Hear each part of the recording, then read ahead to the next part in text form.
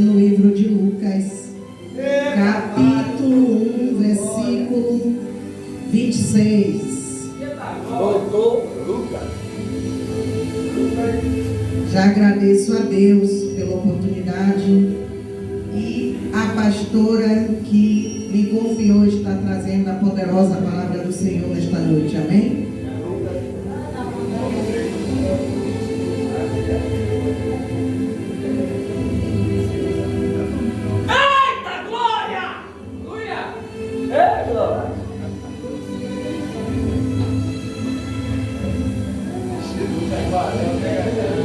Aleluia! 26. Cadê a Bíblia? Glória a glória. 1:26. Amém. Glória! Todos encontraram? Amém.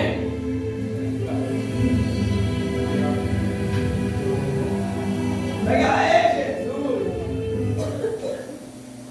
Vou passar aí, Jesus vai soltar, pai.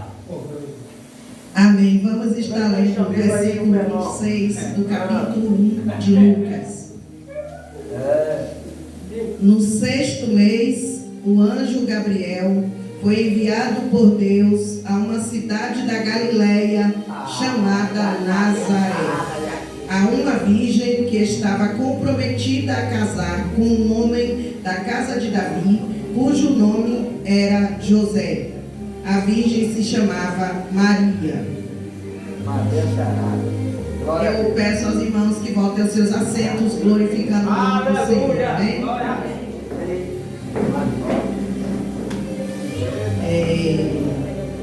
Eu confesso aos irmãos que esse tema é um tema difícil. É um tema difícil de ser pregado, mas eu vou tentar passar para os irmãos o que o Senhor colocou no meu coração. Amém? Bom, vamos falar sobre o nascimento de Jesus, onde o tema é o seguinte. Qual é o tema? Jesus nasceu em 25 de dezembro? É uma pergunta, não é? E o que é que a igreja acha? Jesus nasceu nessa data? Não. Nós vamos ver no decorrer, amém? Então aqui vai falar, o texto vai falar que no 6º mês da gestação de Isabel, o anjo Gabriel foi enviado por Deus até a Galileia, na cidade de Nazaré, para falar com a virgem que se chamava Maria e que estava comprometida para casar com José. E diz que o anjo, quando ele se aproxima de Maria, ele saúda Maria, dizendo o seguinte: salve agraciada, ou seja, salve, alegra-te, agraciada, porque ela alcançou graça diante de Deus. Deus viu graça nela. Então Deus escolheu Maria para cumprir uma promessa que ele havia feito lá em Isaías, de que ele estaria enviando o Messias. Então, sobre o nascimento de Jesus. Então ele fala com ela: salve agraciada, o Senhor está com você. E o texto vai dizer que Maria, ela fica muito perturbada com aquela saudação. Maria, ela fica sem entender por que aquela saudação, por que o anjo a saudou daquele jeito, salve agraciada. Ela não entendeu o significado daquelas palavras, o que queria dizer aquelas palavras. E lá no versículo 30 vai dizer que o anjo diz a ela: não tenha medo, Maria, não tenha medo, você é abençoada por Deus, e você ficará grávida e dará à luz um filho, e ele será chamado Jesus. Então ele diz a Maria: não tenha medo, não tenha medo, Maria, você é abençoada por Deus. Aqui eu vejo o seguinte: quando Deus ele faz uma promessa para mim e para você, quando Deus ele nos promete algo, não é motivo para ficarmos com medo, não é motivo para ficarmos temerosos, não é motivo para ficarmos preocupados.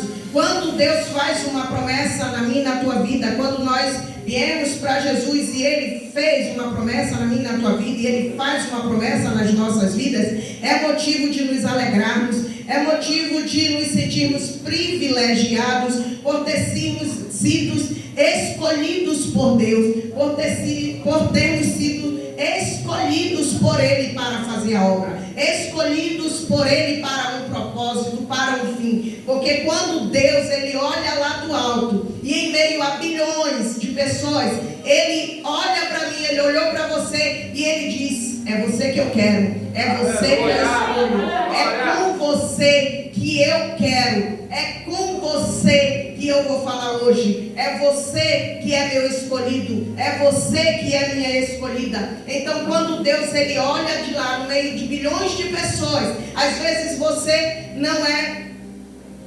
notada pelas pessoas aqui na terra. Às vezes aqui na terra as pessoas lhe excluem, as pessoas lhe desprezam, as pessoas não lhe dão valor. Aos olhos das pessoas você não vale nada, você não tem serventia para nada. Muitos olham para você e acham que você não vai servir para nada, que você não é ninguém, que você é uma pessoa incapaz, que você é uma pessoa que deve ser excluída, mas Deus olha e lhe escolhe. Então isso é motivo de alegria, é motivo de você se alegrar, é motivo de você ficar feliz, é motivo de você ficar alegre, porque o Senhor Todo-Poderoso, o Deus dos altos céus, olhou para você e viu valor em você, olhou para você e te escolheu, olhou para você em meio a tantas pessoas que até você mesmo julgava serem mais capazes, serem mais, pessoas que você, até você mesmo, nós mesmos dizemos assim: não, fulano de tal é mais capaz, fulano de tal sabe mais, fulano de tal é mais preparado, fulano de tal é mais extrovertido, fulana de tal é mais amigável, é mais sociável, e porque justo eu. Mas só que Deus, Ele escolhe as coisas improváveis. Deus escolhe as pessoas que as outras pessoas olham e não dão nada. E Deus olha e Deus escolhe, e Deus entrega uma palavra, faz uma promessa, e então é motivo de nós nos alegrarmos, é motivo de nós ficarmos felizes, amém? Então Maria, ela ouve do anjo.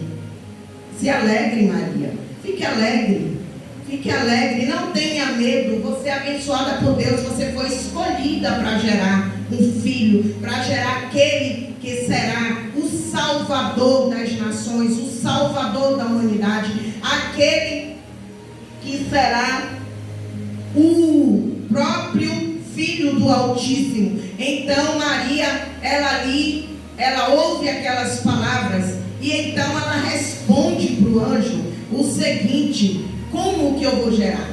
Como que eu vou ter um filho se eu não sou casada? Eu estou noiva, mas eu nunca tive relações com ninguém. Como que eu vou gerar? Como que eu vou ter um filho? Então Maria, ela responde para o anjo, porque é natural ela querer saber como seria isso. Afinal de contas, ela estava ali recebendo uma promessa inédita, uma promessa que antes dela ninguém nunca havia recebido, e que depois dela ninguém nunca mais iria receber. Uma promessa inédita, uma promessa extraordinária, uma promessa sobrenatural. Ficar grávida sem ter tido relações com ninguém, ficar grávida sendo virgem. E aí o anjo responde para ela: o Espírito Santo, o que vai ser gerado em você é do Espírito Santo, Maria.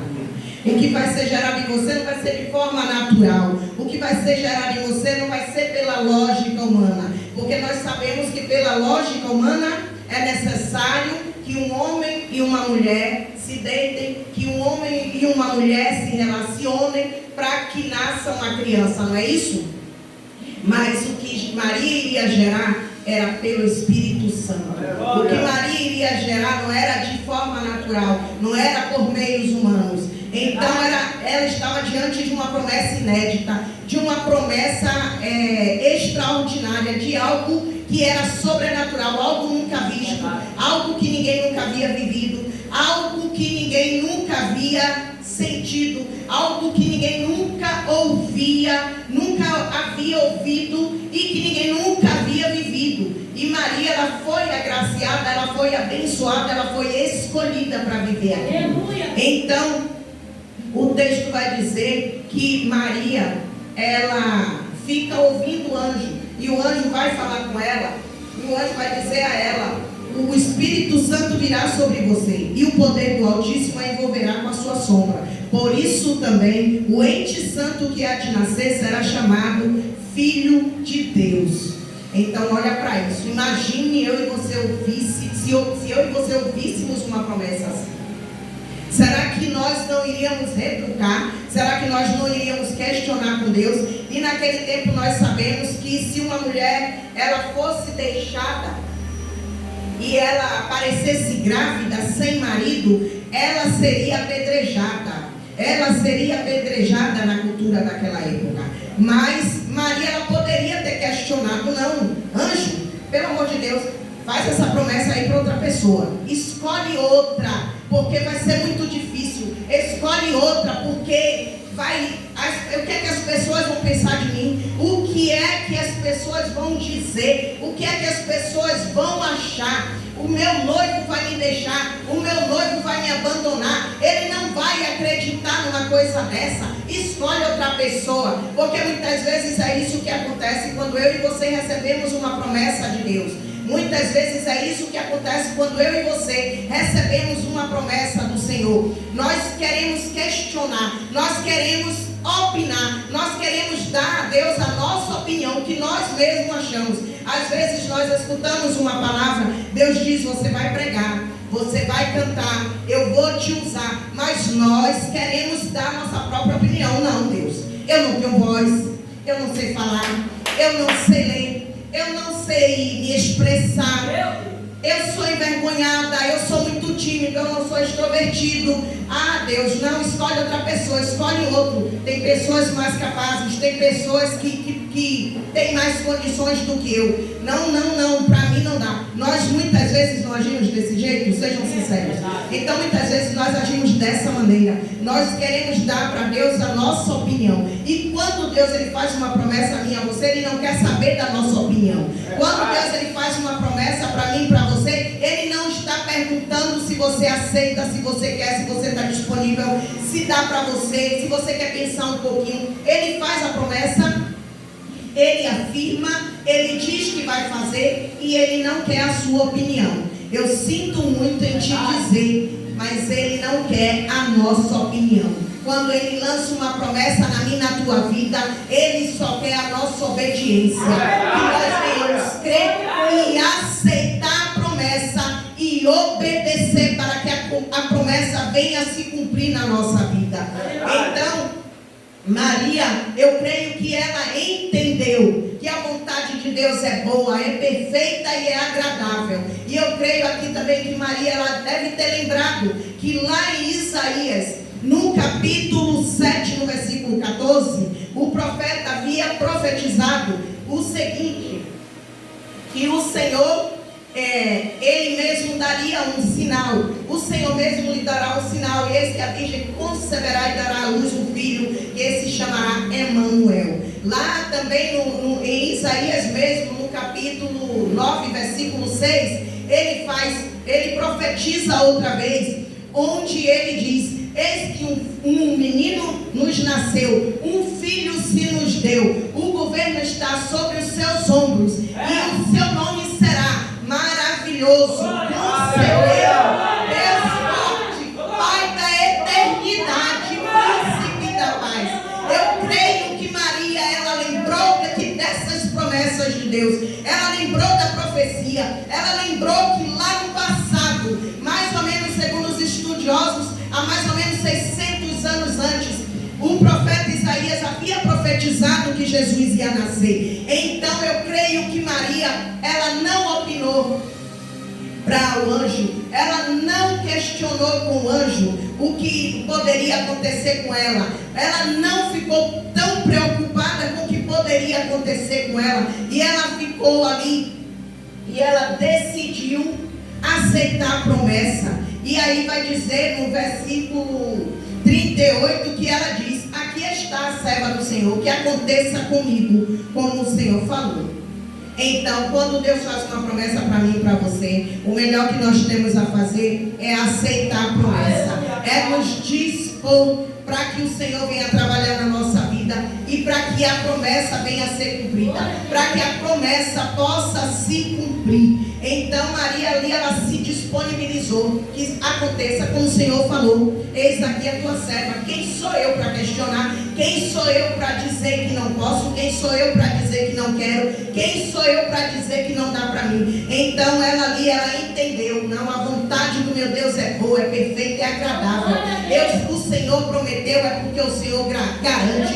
Se o Senhor fez a promessa, é porque o Senhor é fiel para cumprir. Se o Senhor fez a promessa, é porque Ele não vai permitir que o mal venha sobre mim. Então Maria ali, ela entendeu que se Deus estava fazendo uma promessa na vida dela, não era para acabar com a vida dela, não era para acabar com o relacionamento, o noivado dela com José. Muito pelo contrário, se o Senhor faz uma promessa na minha e na tua vida, por mais que nós achemos impossível, por mais que nós achemos que as pessoas não vão aceitar, que as pessoas não vão acreditar, mas se o Senhor prometeu, Ele garante. Então, se o Senhor prometeu algo a você, não é porque Ele quer acabar com a tua vida, não é porque Ele quer te separar da tua família, não é porque Ele quer acabar com o seu casamento, não é porque Ele quer acabar com o seu ministério, não é porque Ele quer acabar com a sua família, não, nada disso. Quando o Senhor Ele faz uma promessa, no final a promessa dele vai juntar mais ainda,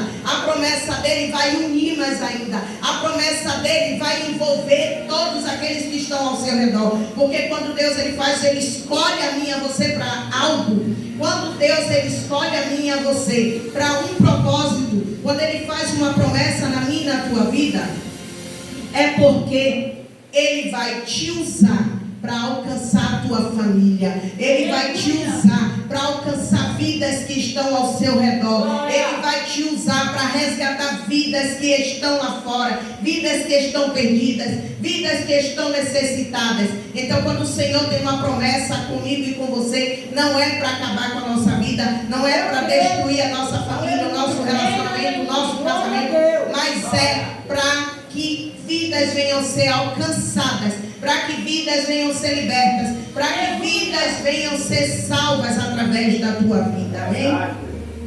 Então, Deus Ele tem a capacidade de realizar coisas inéditas na minha e na tua vida. Deus Ele tem capacidade de realizar coisas extraordinárias na sua vida e na minha vida, por mais que as pessoas desacreditem. E eu tenho mais alguma coisa para dizer para vocês. Quando você recebe uma promessa de Deus, é natural que as pessoas desacreditem de você. Eu creio que o descrédito faz parte do processo. Porque quando você começa, Deus começa a gerar algo em você, Ele começa a gerar aí dentro. Ele começa a gerar dentro. Então, é natural que as pessoas não aceitem. É natural que as pessoas desacreditem. É natural que as pessoas digam. Se você chegar, por exemplo, você vai dizer para uma pessoa: Deus falou comigo, Deus disse que eu vou pregar, Deus disse que eu vou cantar. E muitas pessoas podem chegar para você e dizer: peraí, né, irmã? Peraí, né, irmão? Com essa voz, você vai cantar? Do jeito que você fala, você vai pregar? Você não sabe nem ler, você não escreve direito. Outro pode dizer: você é tímida demais, você é tímido demais, você fala alto demais, você fala manso demais. Outro pode dizer: você fala muito afoito, muito ligeiro. Mas quando Deus faz a promessa, Ele não quer saber da opinião de ninguém. Ele não quer saber da opinião dos outros. Então não se deixe desanimar por causa do descrédito das pessoas. Não se deixe desanimar por causa da opinião alheia, por causa do que as pessoas acham, por causa do que as pessoas dizem. Mas creia que a promessa vai se cumprir. Creia que aquele que cumpriu, que fez a promessa na tua vida é fiel para cumprir. Aquele que fez a promessa não é homem para que minta, e nem filho do homem para que se arrependa. Se Ele fez a promessa vai se cumprir. Se Ele fez a promessa, e se você aceita essa promessa, e se você crê nessa promessa, e se você se dispõe, a promessa irá sua vida. E aí vai dizer o texto que então o anjo vai embora. Quando Maria, ela responde para o anjo: aqui está a sua serva, e ela diz para o anjo: aconteça comigo o que você falou. Então diz que o anjo ele vai embora. Maria aceitou a promessa, Maria creu, o anjo vai embora. E aí diz que ela vai para a casa da prima dela, Isabel, que estava grávida. E ela fica lá com Isabel um tempo, 3 meses, e depois ela volta. E diz que quando ela volta, diz que ela... Mas o marido, né, vai lá no capítulo 2, diz que chega a hora dela ter a criança. E diz que Jesus nasce. Então Jesus nasce.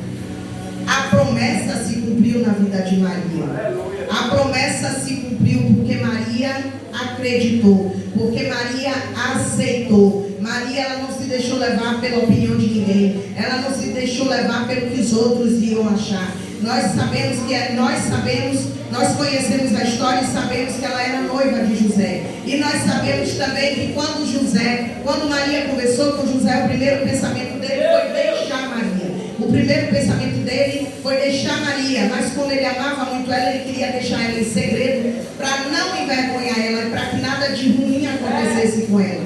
Mas quando Deus tinha feito a promessa, então o próprio anjo falou com José, e o próprio anjo disse a José que o filho que Maria estava esperando era do Espírito Santo, e que a criança ia nascer, e que eles iriam colocar o nome de Jesus. Então José, ele desposou Maria, ele então creu na promessa, e ele ficou do lado de Maria, ele casou com Maria, e eles tiveram, e Jesus nasceu, e a promessa se cumpriu. Amém?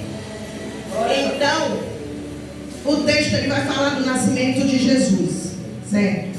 Só que o texto em momento nenhum menciona a data que Jesus nasceu.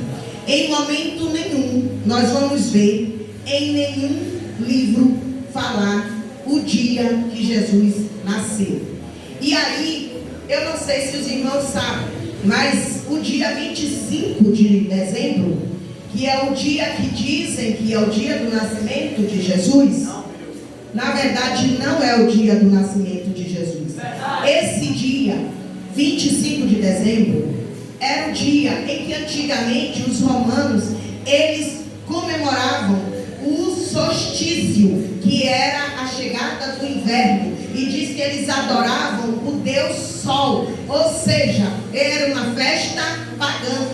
Essa festa era uma festa pagã, não era uma festa cristã, uma festa referente ao nascimento de Jesus, como nós crescemos ouvindo dizer, não é isso? Então, era uma festa pagã. Os romanos, eles faziam essa festividade para comemorar, para adorar o Deus Sol. E diz que o Papa Júlio I foi quem designou o dia 25 de dezembro como o dia definitivo do Natal, como dia definitivo para comemorar o Natal. E diz que os romanos, a Igreja Católica Romana, ela resolveu ressignificar essa festa, por quê? Para quebrar um pouco do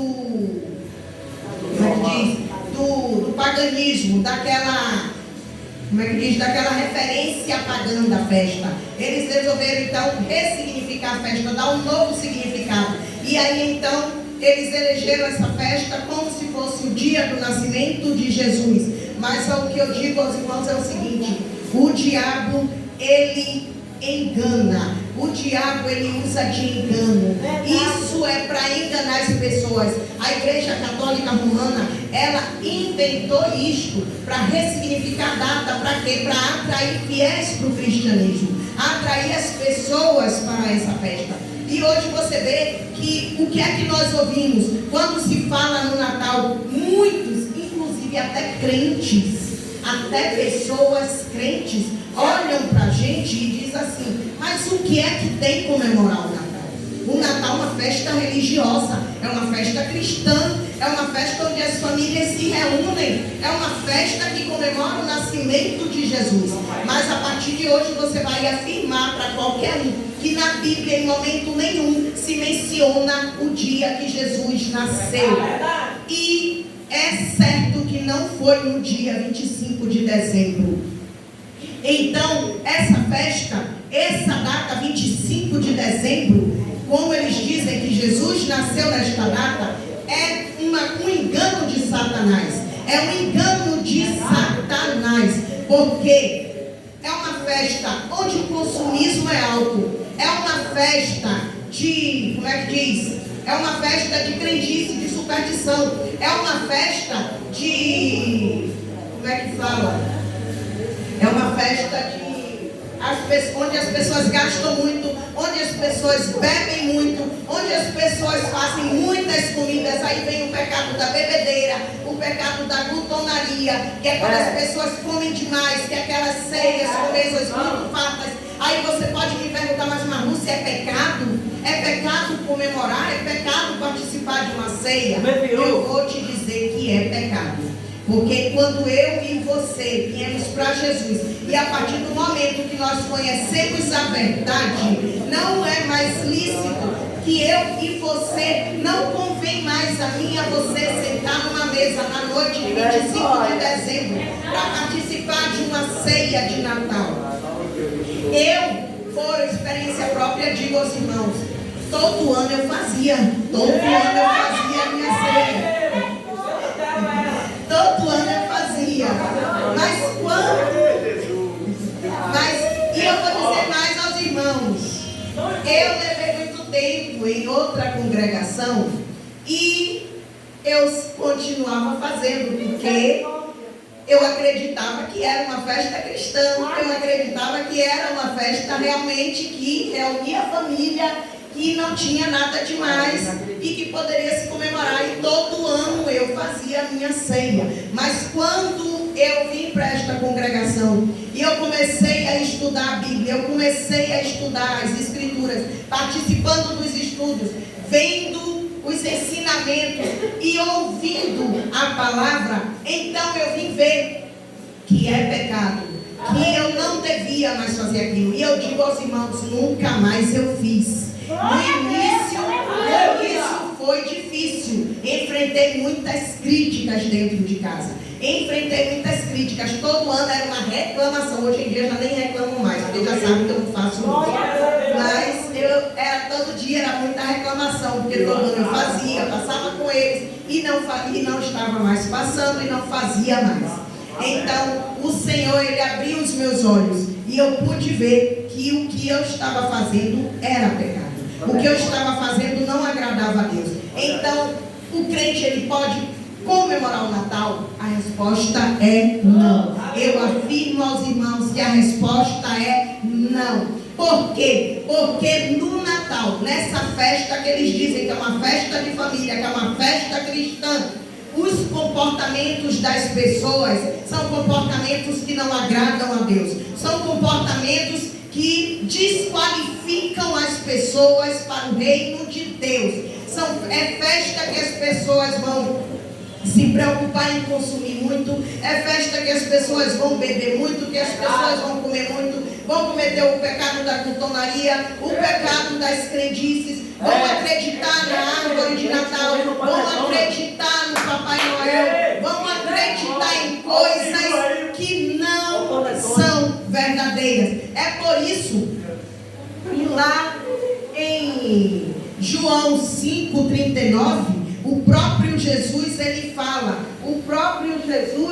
ele vai dizer em João 5,39 o seguinte: examinai as Escrituras, porque cuidais ter nelas a vida eterna, e são elas que testificam de mim. Ou seja, Jesus não disse leia a Bíblia por ler, leia as Escrituras por ler. Não, ele manda examinar as Escrituras, porque quando você examina as Escrituras, você não é enganado por falsas doutrinas, você não é enganado por crendices, você não é enganado por fábulas, você não é enganado por costumes, por tradições. Então o próprio Jesus, ele ensina a mim e a você a examinar as Escrituras, porque quando você examina as Escrituras, a sua visão é aberta.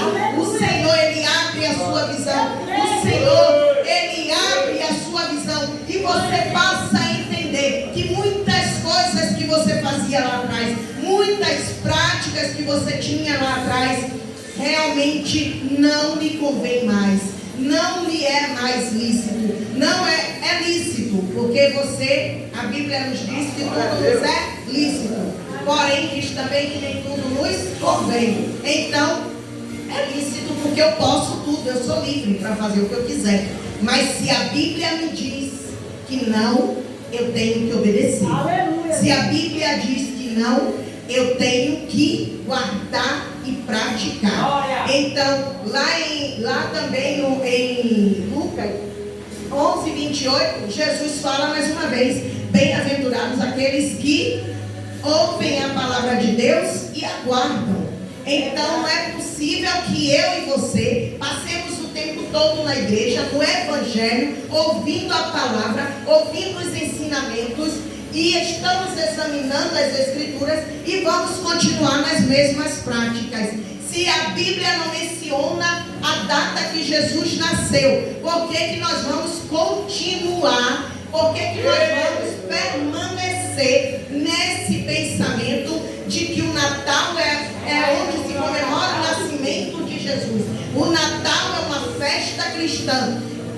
Se nós nos aprofundarmos nas Escrituras, se nós examinarmos ela, nós vamos ver que Jesus, a Bíblia, a palavra, ela não menciona de modo algum o dia, a data que Jesus nasceu. Ela não menciona de modo algum. Então logo não foi 25 de dezembro. Então logo nós não podemos continuar com essa crendice. E não podemos permitir que aqueles que estão ao nosso redor, continuem acreditando nisso. Ainda que desacreditem de você, mas abra a sua boca e comece a falar. Abre a sua boca e comece a ensinar essas pessoas. Abre a sua boca e comece a falar a verdade. Porque Jesus não te chamou para ficar calado. Jesus não chamou a mim e a você para nos calarmos diante do erro, diante do pecado, diante daquilo que Deus não se agrada. Quando Jesus chamou a mim e a você, foi para sermos boca dele aqui na terra.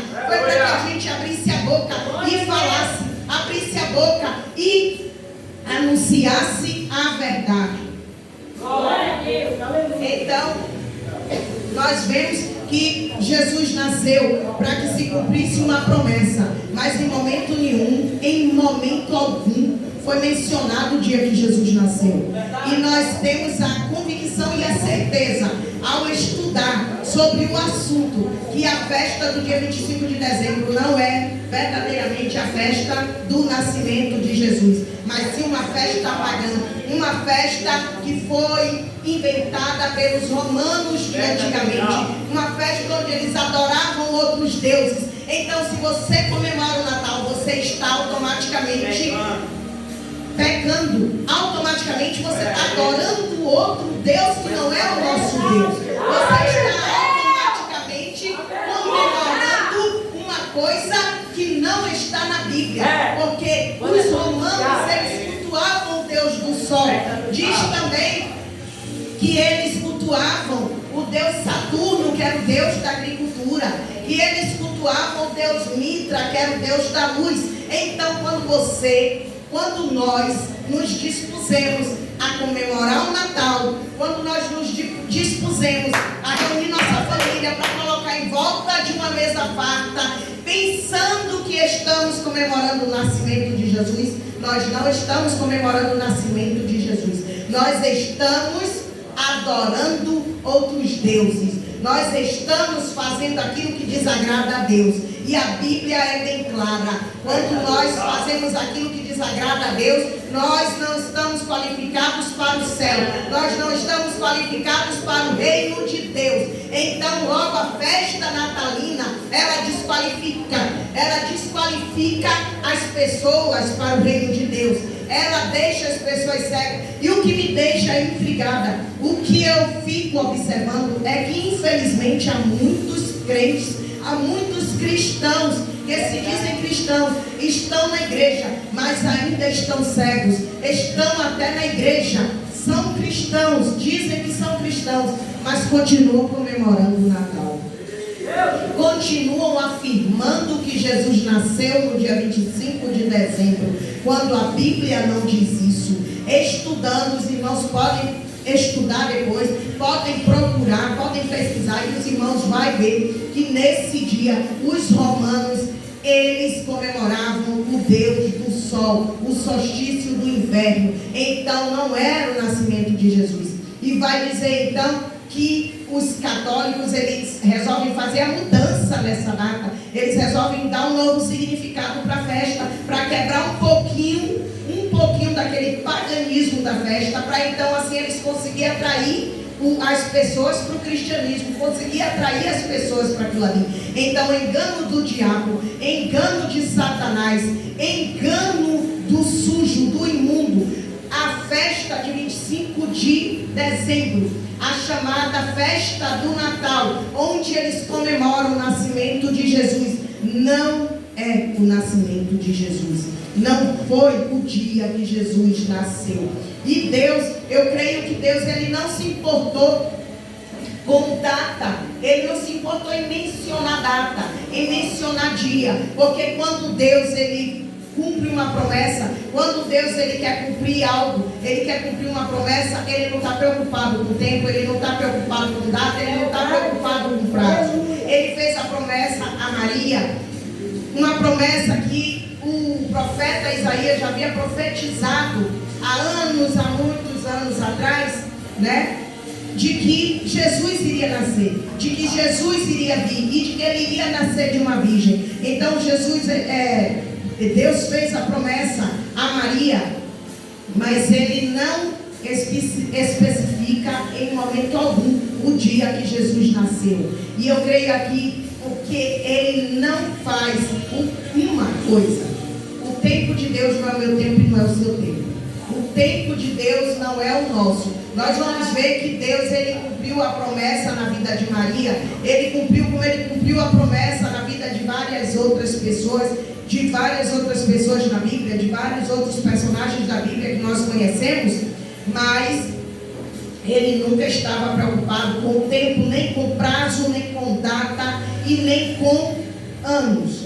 O tempo de Deus é diferente do nosso. Deus, ele não especifica data, Deus, ele não especifica tempo, ele não especifica prazo, porque o intuito de Deus não era com data para ser comemorada. O intuito de Deus era trazer ao mundo o seu filho, aquele que daria vida por mim, por você, aquele que iria morrer em nosso lugar, aquele que iria vir para que nós fôssemos salvos, para que nossos pecados fossem perdoados, para que através dele as nossas dores fossem saradas. Então o intuito de Deus não era preocupação com data para que se houvesse comemoração, não era preocupação com data para que as pessoas sentassem mesa farta para se alegrar, mas era trazer ao mundo aquele que iria salvar a mim e a você, aquele que iria vir para nos libertar, aquele que iria vir para libertar todo aquele que nele crê, todo aquele que crê nele. Então, o intuito de Deus jamais foi data, o intuito de Deus jamais foi dia, foi ano, foi prazo. O intuito de Deus nunca foi para que as pessoas todo ano tivessem um dia para comemorar. E o que nós observamos é o seguinte: a hipocrisia das pessoas. Porque nós vemos o seguinte, eles dizem que Natal é o quê? Muitos dizem na nossa cara, é ou não é? Porque eu já ouvi muito isso. E o que é que tem comemorar o Natal? Por que você não faz mais nada? O que é que tem? Uma festa de família, é uma festa cristã, é uma festa que as famílias se unem, se reúnem. Mas vem cá, nós temos 365 dias do ano para reunir a nossa família. Nós temos 365 dias do ano para ter a nossa família em volta de uma mesa, para nos unir, para nos confraternizar, para nos harmonizar com eles. E por que tem que ser um dia específico para isso? Quer dizer que as famílias brigam o ano todo, trapaceiam um ao outro, para outro por causa de bens materiais, por causa de herança, por causa disso, por causa de dinheiro, por causa daquilo, por causa de posição. Aí quando chega numa data específica, aí a festa familiar. As famílias têm que se reunir.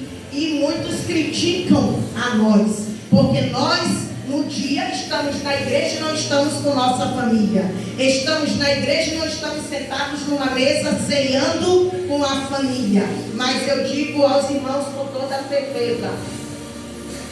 Eu digo aos irmãos com toda certeza. Eles estão errados. Eles estão errados.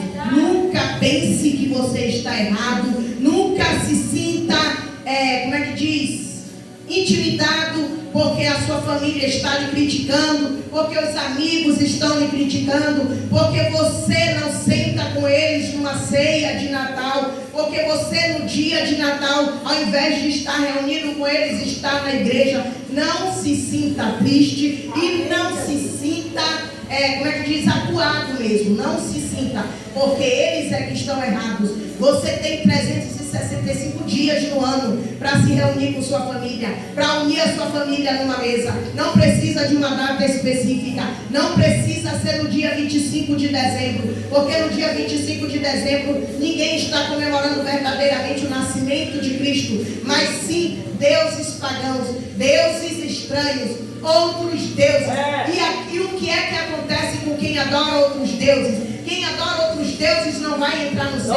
Quem idolatra outros deuses não vai entrar no céu. A palavra vai dizer lá em Apocalipse 1:3 o quê? Bem-aventurados aqueles que ouvem, aqueles que leem, e bem-aventurados aqueles que ouvem as palavras desta profecia e as guardam, porque o tempo está próximo. Então nós temos que ouvir, nós temos que guardar e nós temos que obedecer a palavra, doe quem doer, por mais que venha a crítica, por mais que desacreditem, por mais que digam, você é crente, você agora é diferente, você é crente, você agora não liga mais para sua família, você é crente, você se afastou de todo mundo.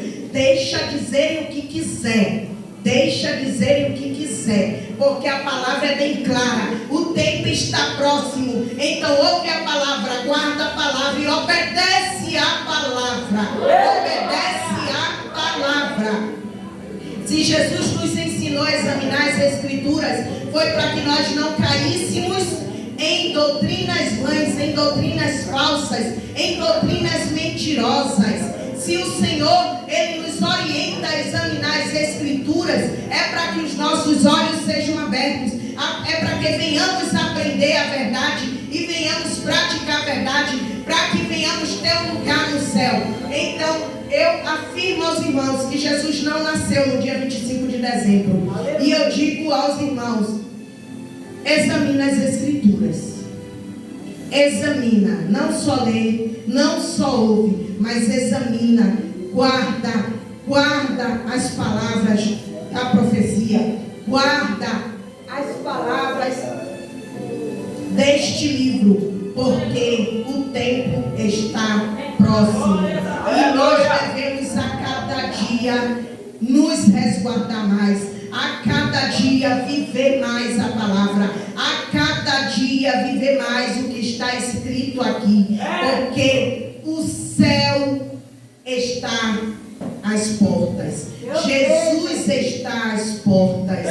Jesus está voltando. O fim está próximo. Não é mais tempo de eu e você brincarmos de ser crente. Não é mais tempo de eu e você deixarmos a Bíblia fechada na estante como se fosse um enfeito. Não é mais tempo de eu e você deixarmos a Bíblia fechada e só pegar na hora de vir para a igreja. É tempo de ler, é tempo de meditar, é tempo de examinar, é tempo de guardar, é tempo de viver a palavra, é tempo de viver tudo que está escrito aqui. Porque se o fim está próximo, nós temos que estar preparados. E eu e você só vamos estar preparados se nós guardarmos e praticarmos aquilo que está na palavra. aquilo que o Senhor nos deixou na sua poderosa palavra. Então, que nós venhamos a partir de hoje ter a certeza de que Jesus não nasceu no dia 25 de dezembro. A festa do Natal, como eles chamam, é uma festa verdadeiramente pagã, é uma festa de origem romana, é uma festa onde se eram cultuados deuses estranhos, não é uma festa cristã, como eles dizem, não é uma festa que está relacionada ao nascimento de Jesus, mas é uma festa pagã, é uma festa de idolatria, é uma festa que não tem nada a ver com o nascimento de Jesus. Então, que eu e você venhamos entender a partir de hoje que nós não devemos comemorar o Natal.